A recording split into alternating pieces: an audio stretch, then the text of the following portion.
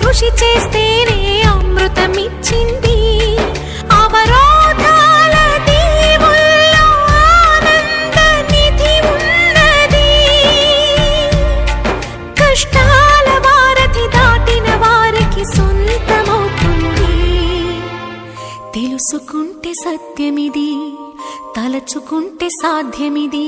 మౌనంగానే ఎదగమని మొక్క నీకు చెబుతుంది.